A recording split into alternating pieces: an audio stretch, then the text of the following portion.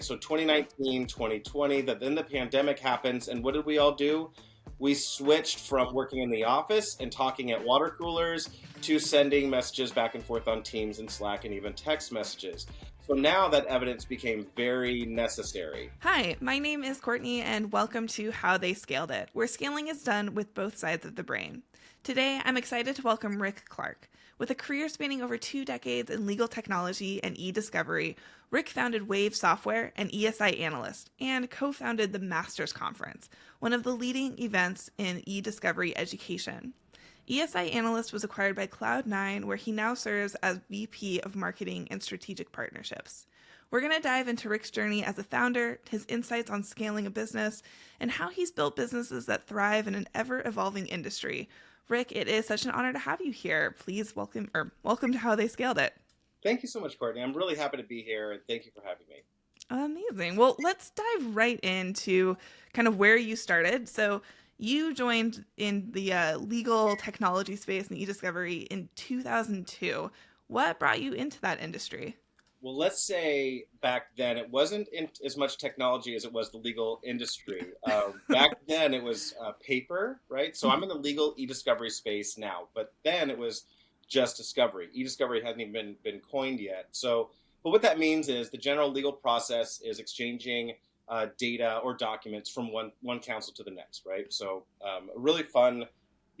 Nowadays very fun because the evidence is neat, but back then very sort of a process that needed to be done. So for me, it was just the first thing out of college. I had talked to other folks that had gone from basically I sold books during college door to door, and a lot of us went into the legal discovery support space, and so that was my first job. It wasn't until around 2006 that the technology boom of our industry started to really happen.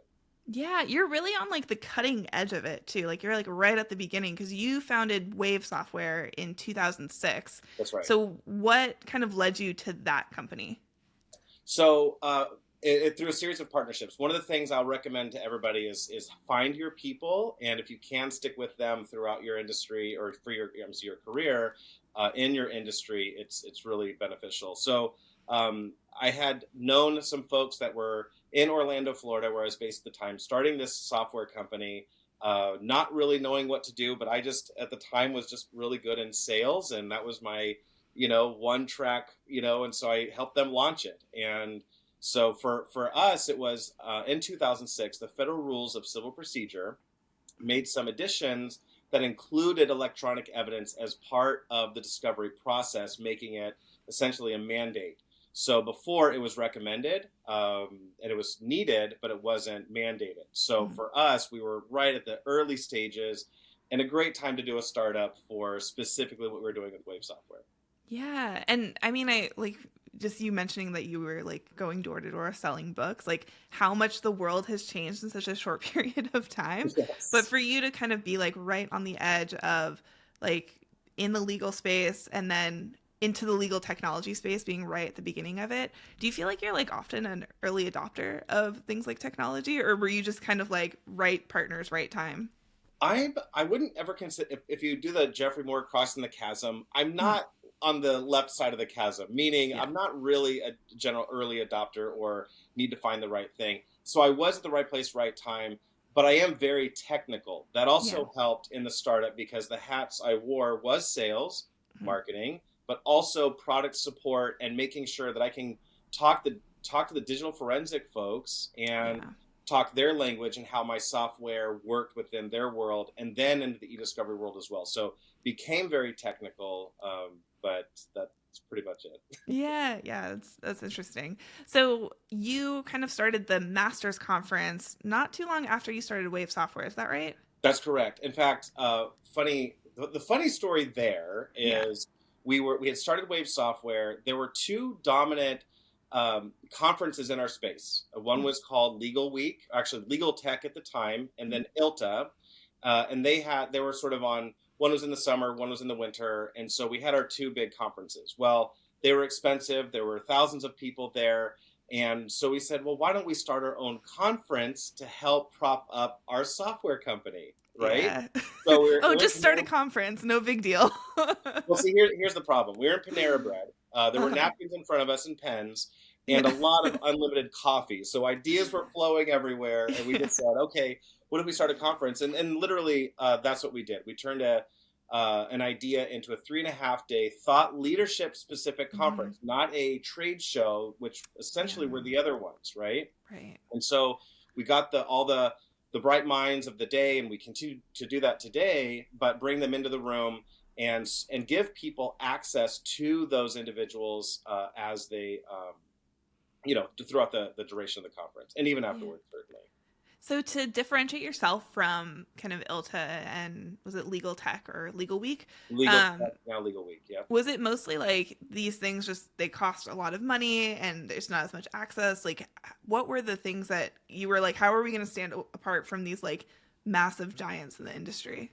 Great question, and that is the significant difference between them. Mhm. So trade shows like Legal Week, we'll just take Legal Week because I just Yeah. came from it last week. It was Yeah.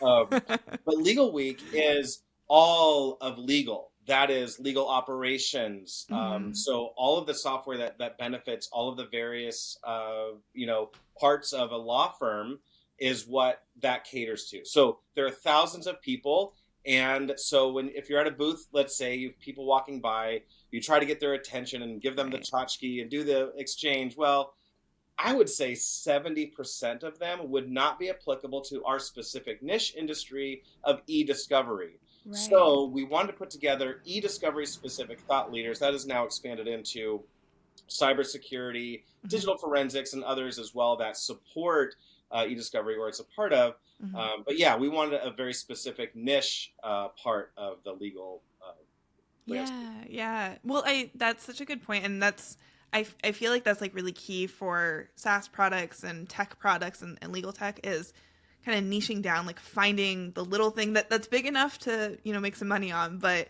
isn't everything because all the everything of the world are covered by these like really giant corporations. So if you Right. can kind of like find a little area where you can create a little community. It seems to have worked really well for for the Masters conference. It has, and it's worked for the e-discovery community writ large. I mean, there's now Georgetown. There's actually a really handful of other discovery conferences that have popped up since then. Amazing. And I want to get back to the Masters conference, but you Yes. did have quite a few other things that you've kind of accomplished that I do want to touch on. So after Wave Software, while you were kind of creating this Masters conference, you went on to build ESI Analyst. What Yes. was the inspiration of kind of moving in that direction? So having been in the space for a while, uh, so our industry is very adverse to change, Yeah. especially adoption of technology. So even back then in 2006, lawyers were like, ew, let's forget the emails, let's stick with the file cabinets. Right. Well, then in the mid teens, they said, well, let's ignore the cell phones and the Slack and the Teams data, the short Right. message communications. Let's still stick with email and documents, right? We have Hmm. that now figured out. And so back in 2018, my partner and I had put together our heads. He had a lot of the software written already Hmm. to address basically your cell phone data and which would include and social media and others. And so he said, "Hey, let's go to market with this," and so we did. Hmm. And the industry as a whole we're still like, yeah, we're still trying to avoid the cell phones and other things as part of evidence. But then until they couldn't, right? So Right. 2019, 2020, then the pandemic happens, and what did we all do? We switched from working in the office and talking at Right. water coolers to sending messages back and forth on Teams and Slack and even text messages. Hmm. So now that evidence became very necessary. So we had a year to get a lot of good market feedback on the platform itself. So think of it as year one beta testers, and some cases to then going full blown, not hockey stick, but very fast, aggressive growth. Yeah, I can't believe that they weren't bringing in Slack and and like all these like other IM messages Well, until think of that's it crazy. think it from their perspective. So if I'm a defense counsel, I don't necessarily want Right. things that people speak very cavalier on as part of evidence. So if they can argue it away, they'll argue it away. Yeah. Um, And so, but now But they on the really other can't. side, you would think that, like, if I was like prosecuting, I'd be like, bring it all in. We want it all. And they would. Those arguments went back and forth quite a bit. Yeah, yeah. And finally, they couldn't argue it away anymore, and it's now a part of it, right? Yeah, yeah. So now, just kind of thinking about the industry as a whole, the majority of evidence, is it like Slack messages and things like that, or is there still quite a bit of, documentation, like paper documents? Paper, not necessarily, but email Yeah, and all of the documents that are created within a corporate environment, that is still the lion's share of it. yeah. What they find, though, is depending on the case. I had one. I had spoken at a conference in Miami, and somebody come up. He's like, afterwards, and he's like, "Ugh, we spent I don't know how many millions of dollars reviewing emails, and it all came down to two WhatsApp messages that we finally put in through Discovery, like for the very end."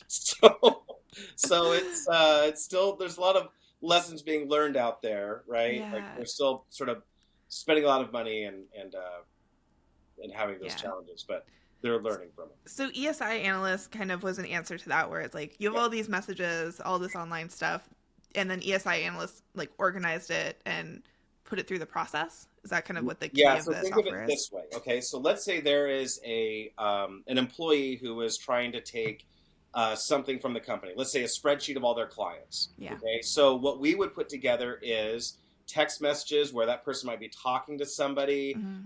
geolocation where they were in proximity to certain events. So I don't know if you know this, but every time you take a picture, fire up Waze or Right. something, there's geolocation points that are stored in a table on your phone. Hmm. We took that table and did the lookups for them. So the data was just there. Okay. Yeah. Yeah. Then let's say you plug in a thumb drive. Then you start looking up or you start finding different data points and downloading it and saving it to that thumb drive, Hmm. right? Pulling that thumb drive out. That's all recorded in log files on your laptop. Yeah. So we would pull all that data together to say, okay, so Gary was in, Montana at some little summit and was talked about exchanging a list and getting hired and getting a bonus and all Hmm. those things, right? So those are the things that we can just naturally put together by taking all of that data and dumping it into our system and then automatically chronologically put that all together to tell that story. Right. Which is probably a lot faster and easier than having your people do it like Yeah, manually. So typically huge done in value to separate the systems. customer. Exactly right. So obviously you weren't the only software company that was kind of grabbing onto that opportunity. So how were you able to scale that company like during that time period? Because I'm sure it was kind of a challenge, I imagine. It was for the whole industry as well. So, Yeah. but where we really shined was so our industry solved the email and Word doc, PowerPoints, Excel files, all the files, that problem by converting everything to a document. Hmm. Now, that's great for just flipping through, tagging, and shipping it off to Right. opposing counsel as a production. But what we found with short message is that sometimes they would take an individual message that was a document. It Yeah. might take 24 hours, make that a document. But it was going through a document review process. Hmm. Whereas what we did was we took all of the metadata, put it in there, made it look like something you would see on your phone or on your laptop as far as like chatting and texting. Hmm. And then they were able to tag at the individual item level. So one of our big cases was we had a C-suite executive delete everything off of his phone, and the judge was like, "No, we've argued against getting cell phones, but we really need your text messages. Hmm. Who did you talk to about such and such a thing?" That person identified over 100 people, and so we put all of those 100+ devices in our system and restructured those threads as if it came from his phone to begin with. Oh, wow. In a document review platform, it would be very difficult to thread that together. That's why we came in, because we weren't converting everything to a document first from all Mm. those 100 phones. We're deduplicating and we're creating the right rate review structure. So that's one of many very large hundreds of device cases that we're able to do, because at scale, document review just became pretty Yeah. bananas, actually. Yeah. Well, I mean, I guess what you guys were just really forward thinking about it, because you knew that the way that it was working before just wouldn't be functional at the like the scale at which people message each other. I mean, people just, when you think about like when you're going back and forth with someone on Slack, it's so many more messages than when you're going back and forth on email. So That's right. I imagine you were looking at, okay, this is how it's being used. Let's make it as easy as possible and as fast as possible, which I'm sure took a lot more development time. But is that kind of what made you stand out against your competitors during that time? Or yeah, Exactly was there right. anything else that you were like, we've got to kind of differentiate ourselves away from these other document review services? Another way was we also knew that people spoke across channels. And what I mean by that is you send an email. Yeah. Then you switch over to Teams and you continue the Right. conversation over Teams. Right. Pick up your phone and use WhatsApp because you think it's encrypted end to end and nobody will ever see this message. Yeah. Those are the things we would also thread together naturally through the way that we organize the data. Yeah, it just sounds like you brought humanity and like human experience into the way you were thinking about the software, like how to build it. So like, how do people communicate? And then how can we like translate that into something that these lawyers can actually use? Exactly right. Yeah. Yep. So at what point did you guys decide you wanted to go for an acquisition? So you were acquired by CloudNine. Congratulations. Very exciting. What was that process like? Well, it was coming to a head, honestly. So for all of you out there who are doing startups, just be ready for a wild ride if you've never done one before. And we were unfunded to start.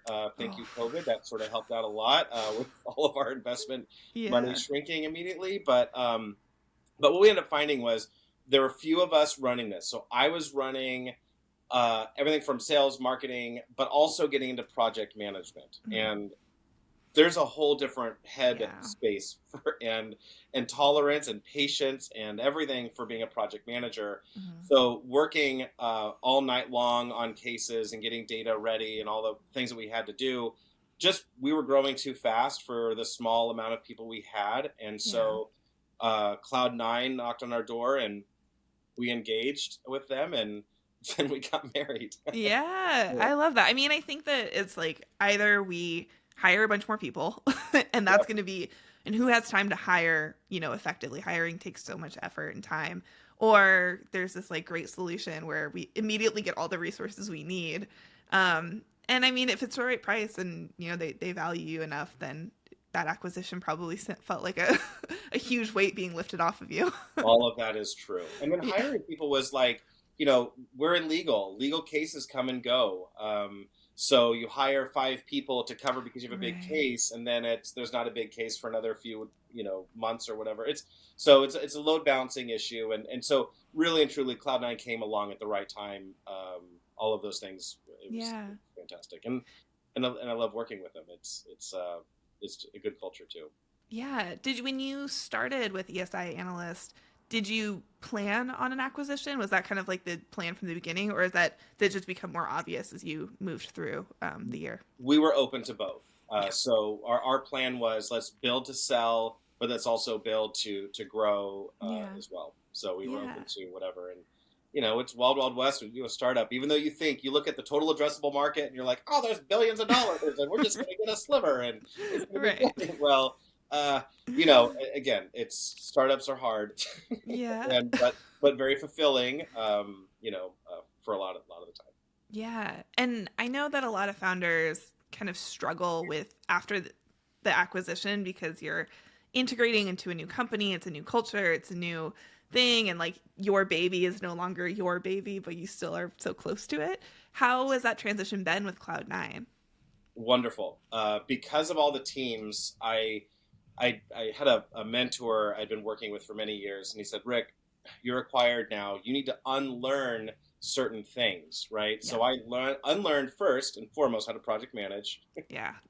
And over time, I unlearned how to demo the software because we had all the right people in place to do that. So I spent my first year training all of those folks on how to do those types of things and really get me to my highest and best contribution. That was really in the thought leadership space, leveraging masters to get our message out and those types of things. Yeah, no, it sounds like partnership has really been like a key element of your success from the very beginning, and just like making relationships and figuring out how to best use those, which is why you're the head of strategic partnerships now with CloudNine. But yeah, let's go back to the masters, because I feel like that's kind of been the biggest through line through your career. Yep. And it seems like the kind of like the most important thing that you're continuing to do. So you've scaled to over 15 cities, which is extremely impressive as someone who's, not like, I think it's just crazy that you're able to plan a conference. So when you started doing them, was the planning of the conference really challenging? Because did you guys hire an event planner to do this, or did you do it on your own? We hired a full-time person to really help run, those types of elements. And then the rest of us are really just volunteers that we help out with either content, bringing people to the space, sort of running the strategy and those types of things. But yeah, I mean, it took us hiring employees to actually really run that side of the business, and doing, 12 to 15 conferences a year is, it's a lot because they're a single day, right? So you got to pack a big punch. And then you've got to, sort of load balance the economics of it. But yeah, it's one of the biggest things for masters is a lot of these markets we go to don't have conferences that they can go to at a regular or like at all, and sometimes for what we're doing specifically. So serving markets like Denver and Miami and others that don't have them is really a blessing to them, because some of them can't travel to the legal weeks or to the EDIs or Georgetown or University of Florida. Like those are, so this is just a really good way for us to bring the conference to these folks. Yeah, so you're not only making it more accessible, but you're also giving people who can go to those other ones an option for a much more like thought leadership focused and much more like niche information, which I think is probably why you've had so much success. When you had your first conference, at the end of it, were you like, this was amazing, we're gonna expand? Or was it like, oh, that was like really hard and a bunch of things fell apart, but maybe we can keep doing it? All of them. Yeah. Like every year we're like, oh my gosh, that was such a big lift. It was fulfilling and it was great and profitable and all the things. But for me, I was really focused on Wave software. So I ended up early on, we put the Masters Conference in its own company, its own sort of thing, with its own team running it. And so it was always in DC for the first probably 5 or 6 of them. And then it was when we went on the road and started in Chicago and then went to other cities to bring to them. Because, like I said, Georgetown, EDI, there were other eDiscovery conferences that had popped up that were, also hitting that. Yeah. So, do you go to every single conference? Those 15 plus? I did like 2 years ago. Went to like all but 2, and I was like, I don't think I can do this anymore. No, it's exhausting. It's exhausting. So now that you have you kind of have it rolling, how are you kind of keeping it fresh, making sure that it's still relevant and valuable to all the attendees? Great question, and it really has everything to do with our board. So Kevin and Bruce, they do a lot with the content, and also are the folks that help us build out the curriculum, right? Mm-hmm. So not only is that the sponsors, but it's also people in those cities. Hey, it's a really important thing in Denver to talk about X, right? And so, or Atlanta for certain reasons. And so we build a curriculum around the challenges that are facing a lot of those markets. And some of them are certainly general. AI is very general because it's, they're still needing for adoption but yeah, it's really, we try to keep it relevant. And then the speakers themselves that are invited to speak on these panels, they bring their expertise. One of the neat things I saw last year into this year is the development of AI specifically in eDiscovery, how that is changing almost month to month. Adoption even getting sort of the snowballs rolling down the hill there. And so it's neat to see from month to month those changes. Sometimes for me it's every other month because I don't like all of them anymore, but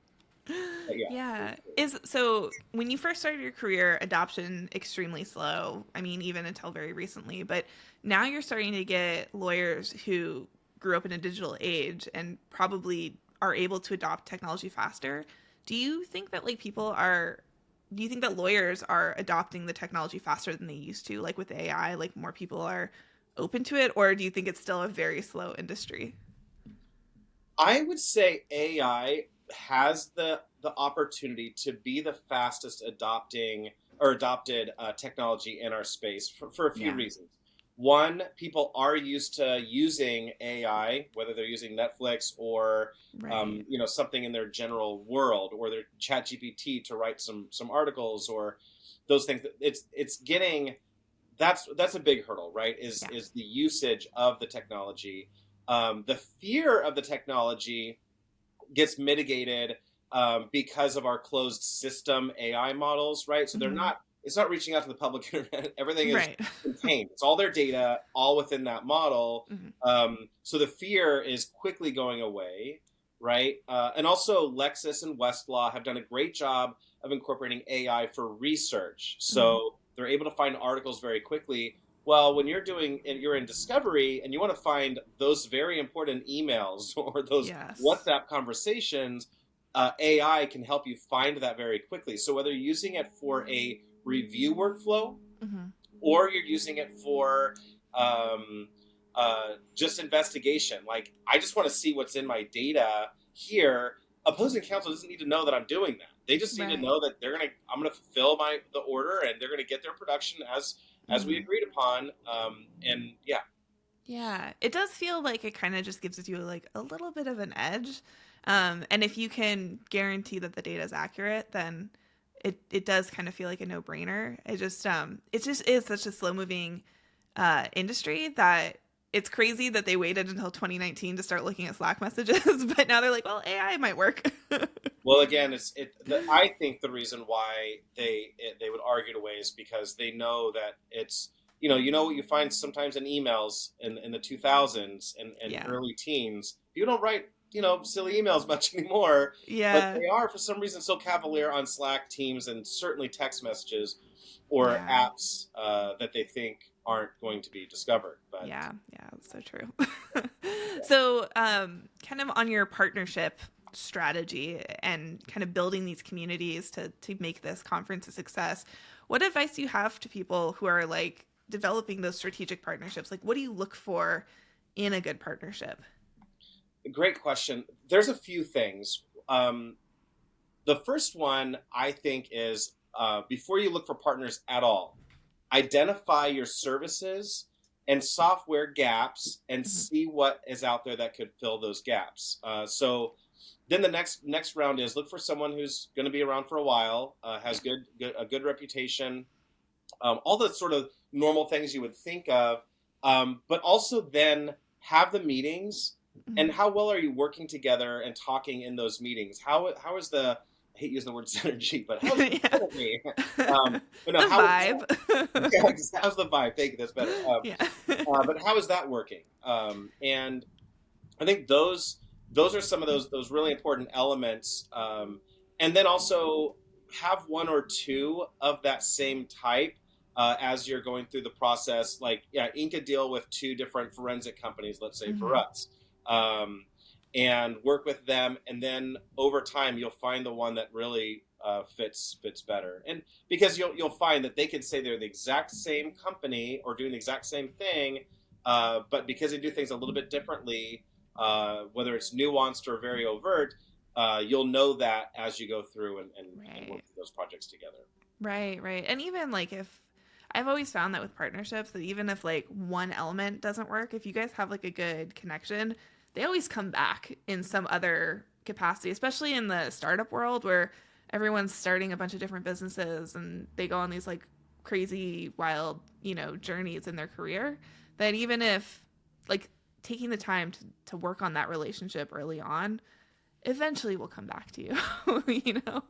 That's exactly right, and especially right in my very niche, small industry. Legal Yeah. Week last week for me was a reunion of all of my favorite people, and so people go from company to company, and you just never know where you could help them and they could help you Mm-hmm. as you sort of navigate your careers together within this orbit. So there are very few, actually, there are probably no like competitors that I'm like, rawr, I don't like Right. so and so.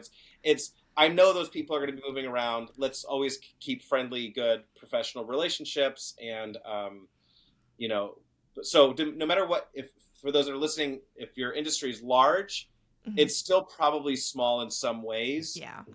Keep the relationship strong or at least cordial. And Yes. then niche industries like me, I would say the biggest strong point you can build is your network and being a good person. Don't Yeah. build a bad reputation uh, in any form, and Yeah. you'll do Yeah. really well in your industry. There really aren't any bridges that are worth burning in your career. I've found That's, like that's you really can true. feel so petty and so hurt by something that someone's done, or some kind of slight that you perceive, but you just gotta suck it up and Yeah, get yeah, over it, and eventually it might come back to be a really good thing for you in the long run. And I've from all the people that I've talked to on this podcast, that's yeah. come up time and time again, where it's like, oh, this terrible thing happened, but 10 years later something kind of cool came out of it, and whether it was from the relationship or whatever it was. I can give one story Yeah. if we have time. Yeah, of There's course. this guy. I'll call him Steve. So Mhm. Steve went to one of my parties in 2007, and it was like this huge party. Wave Software is putting it on with a few other partners, and it was really great. But this guy Steve comes in, and he's like, I was like, oh, who are you with? Just being, Yeah. He's like, I'm with so and so, and I'm gonna put you out of business. And I'm like, whoa. Whoa. So what did I have? I now had an arch enemy for Yeah. years, and then I'd have friends tell me no, Steve's actually a really good guy. Like, I don't know why you don't like him. I'm like, well, he's right. This is what he said. It's like, well, he probably was in a moment of whatever. Like, give him the Yeah. benefit of the doubt. Now Steve and I are great friends. We are becoming partners with with CloudNine and his company. So like, it's funny. It's so I never acted on anything like Right. but it was just one of those like. You're just like, oh, I have this person. I have this. Yeah, And it's kind of exactly. fun to have a nemesis at times. Nemesis, yeah, exactly. Yeah. But no, it ended up turning out like he's honestly and truly one of the nicest guys in the industry. So it was just young early days of our careers, right? So Right, say silly right. things sometimes. That's really funny. Yeah. So, kind of to start wrapping up here, when you think about your career as a whole, you've scaled multiple businesses, you've gone through an acquisition, you've built this really great conference. Are there any like lessons that you wish you had learned earlier that would have kind of helped you either accelerate that or make it a less painful process? I would say across the board, if you know your partners and who you're working with, like get to really know them, and also have all the agreements and everything you need in place. Mhm. Just make sure it's all copacetic at the very beginning, because Yeah. there's always just this sort of gray area down the road, or it can. So just it sounds silly, or it sounds like it's a lot of extra work. You're like, no, I trust Gary. Gary's Right. great, but honestly, like just spend the time to make sure everything's inked and everything Mhm. is like all agreed upon from the very beginning. Because I've talked to so many other folks going through things that I've gone through, and they've said, yeah, I wish I would have done this better with a contract or agreed upon this thing, because it's sort Right. of you know but that's one of them.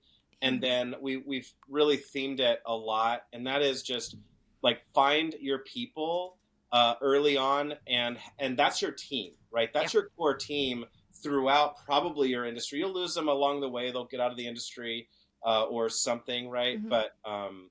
But just have your group and then continue to add to them, and really just be nice, be good to Yeah. everybody around you, no matter what position you're in, no matter how many millions of dollars you're making. Be good to the people around you, and they'll do the same. Yeah, I love that. I think we lose humanity a lot within the tech industry, and even like with AI coming in, and I think that we lose it a lot. And I think centering yourself and remembering the relationships, remembering the people is so important. So I'm really glad that you said that because sometimes I'm like, oh, what are we even doing here? I also think because when you're talking about make sure you're on the same page with people, like not assuming that your partner wants the same thing that you do. I That's right. think a lot of times people are so in their own head and they see this vision for their company and their partner is just like has a slightly different vision, and that leads to like really hard discussions like later on. So the earlier you do it, the earlier you can either change each other's mind, which is ideal, so that you're on the same page, or you can say, "Oh, I that's not what I want. Like, let me find someone who does want what I want." Because when you think about like these types of relations, especially like a co-founder, that person, that partner is, I mean, it's like as close as like a spouse. Like you're Right. in it every single day with them, so it is so important. So I love that advice too. Yeah, and be a good listener in Mhm. those conversations. Ask the Yes. questions, extract out as much as you can. Yes, be heard, but make that secondarily. And hopefully your Right. partner will do the same, but don't assume that either. So that's why you Yeah. got to ask the questions and then make sure you're sort of Right. answering those questions if they're not being asked along the way as well. But yeah, just make sure there's clear understanding of vision and where you guys want to go with it. Yeah. Yeah, amazing. So what's next? So you're over at CloudNine doing VP of Marketing and Strategic Partnerships. You've got the Masters Conference going. What are we going to be seeing coming from Rick Clark in the next couple of years? Oh, mine is always going to stay within the thought leadership. I Yeah, love what I'm doing, and I love the education part of it.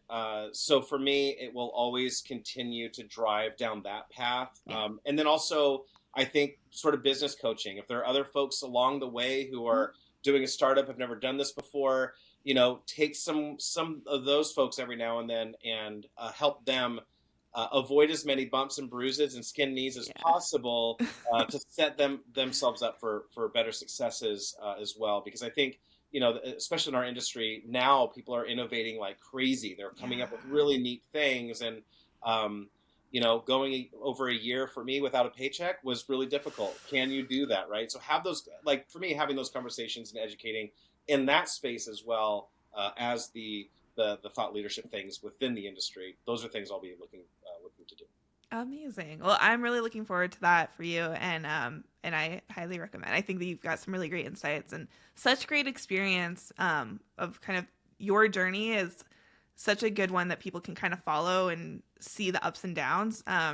Mostly ups. Yeah, You always ended up, so that's good. true. Yeah, Um, yeah. so that's awesome, awesome. So, where can people find you online? So LinkedIn, Rick Clark. There's probably a lot of us out there, my Yeah. friends. But if you do Rick Clark, eDiscovery, or Cloud9, that's a great way to reach out to me, and would love to connect and offer support and ideas if time permits. Amazing. We'll link your bio Perfect. Yeah. on our site. Awesome. Thank you so much for being on the show, Rick. This was a really great conversation. Courtney, thank you so much as well. You're a great host, and I love the conversation today. It was really great. I appreciate your time and everything here. So thank you. My pleasure.